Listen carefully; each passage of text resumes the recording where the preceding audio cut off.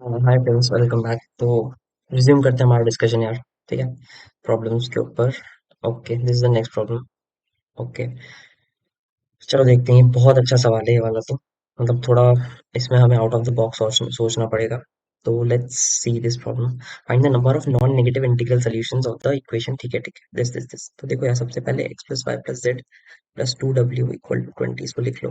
तो देखो, जब भी ये सिंगल कोएफिशिएंट हो ये चलेगा, बट ऐसे 2w 2z या ऐसा कुछ आ जाए तो अभी आप इसको एकदम के लिए 1 मिनट के लिए भूल जाओ। ठीक है, इसको भूल जाओ लेट्स से। तो x plus y plus z, ठीक है, ये लेट्स से ये इक्वल टू 20 है। तो क्या आप इसके सोल्यूशन निकाल सकते हो? बिल्कुल निकाल सकते हैं।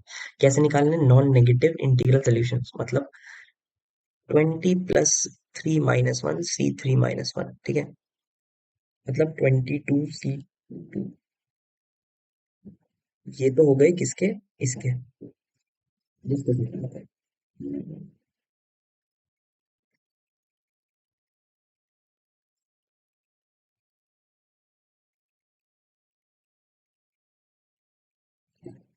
लेकिन ये हो गए इसके।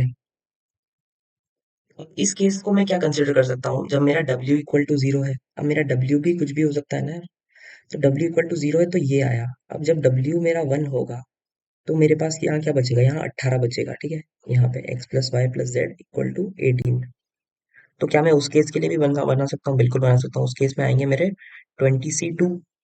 ठीक है, अब मेरा ऐसे ऐसे करके कहाँ तक आ सकता है मेरा w? जब मेरा w 10 हो जाएगा। ठीक है, तो जब मेरा w 10 हो जाएगा तब क्या होगा? देखो, जब w मेरा लेट्स से 10 नहीं, 9 मानो, या 9 से भी नहीं, 8 मान लो। सॉरी, मान लो क्या 10 मान लो। w सॉरी 10 हो जाएगा तो x plus y plus z equal to मेरा जीरो होगा। तब मेरा सिर्फ एक ही सोल्यूशन होगा, वो zero plus zero plus zero, क्योंकि ये नॉन नेगेटिव है तो जीरो जीरो जीरो भी अलाउड होगा। ठीक है, तो उस केस में मेरा क्या होगा? देखो, एक केस में तो मेरा पहले केस में सबसे पहले ये आ रहा है 20c2। एक तो एक तरीका ये हो गया, प्लस जब मेरा w1 होगा तब दूसरा तरीका होगा ये, प्लस ऐसे करके 18c2। ये दो दो कम होते जाएंगे और लास्ट में जो बचेगा मेरा वो 2c2 बचेगा। ठीक है, देखो इसको ले लो आप। 10 लेंगे w को तो बचेगा x plus y plus z equal to zero.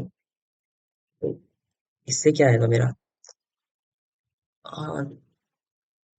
0 + 3 - 1 c3 - 1, मतलब 2c2। ठीक है, तो ये सब मेरे, ये जो सम है यही मेरा टोटल नंबर ऑफ सॉल्यूशंस होंगे इस इक्वेशन के।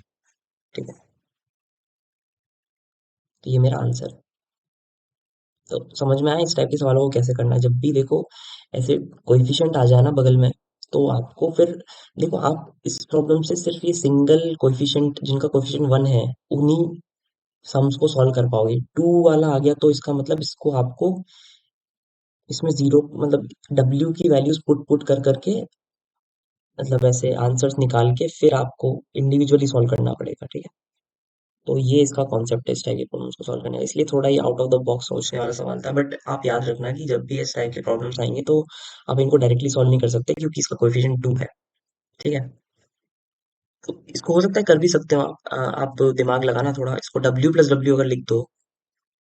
ठीक है, तो क्या फिर ये हो सकता है क्या प्रॉब्लम सॉल्व? मतलब दो दो आदमी सिमिलर है, नहीं हो सकता आई थिंक। बट आप देख सकते हो करके एक बार brainstorming. But as of now तो मैं यही बोलूंगा कि इस मेथड पे आप जाएंगे तो आपका सवाल हो जाएगा। ठीक है, इस पर्टिकुलर इस टाइप का सवाल। ठीक है, नेक्स्ट प्रॉब्लम देख लेते हैं यार। देखो, ये वाला प्रॉब्लम भी, इसका भी कॉन्सेप्ट देख लो एक बार। जब भी लेस देन इक्वल टू आएगा तो आप उसमें क्या करेंगे? उसमें एक कोई भी वेरिएबल लेट से के मान लेंगे और फिर इक्वल टू 20 कर देंगे। तो इससे क्या होगा ना, मेरा के एक नॉन नेगेटिव इंटीजर होगा। ठीक है, के भी एक नॉन नेगेटिव होगा, क्योंकि अगर ये मान लो इक्वल टू होता मतलब के जीरो था। अगर के लेफ्ट से 2 होगा तो फिर ये इसको मतलब कॉम्पनसेट कर देगा। बेसिकली मैंने इसमें के और जोड़ दिया लेफ्ट साइड में ताकि ये दोनों बराबर हो जाए। अभी तो 20 बड़ा था, अब मैंने इसमें के और जोड़ा तो मैंने मान लिया कि ये दोनों बराबर हो गए। राइट, अब मैं इसको सॉल्व कर लूंगा बस, वैसे ही जैसे मैं हमेशा करता हूँ। तो मुझे नॉन नेगेटिव निकालना है तो नॉन नेगेटिव के लिए वही n + r - 1 c r - 1। ठीक है, और ये मैंने बता भी दिया है आपको कि ये कैसे आता है, जो मैंने आपको पार्टीशंस और जो आइडेंटिकल कॉइन्स के डिस्ट्रीब्यूशन से बताया था, ठीक है, पिछली वीडियो में। तो उसको आप देख लेना। तो इसका क्या मतलब हुआ, देखो n मतलब 20 प्लस ऑब्जेक्ट्स कितने मेरे पास, 5 है, तो मतलब 5 - 1 C5 - 1 मतलब 24 C4। तो ये मेरा आंसर हो जाएगा इस प्रॉब्लम का, ठीक है।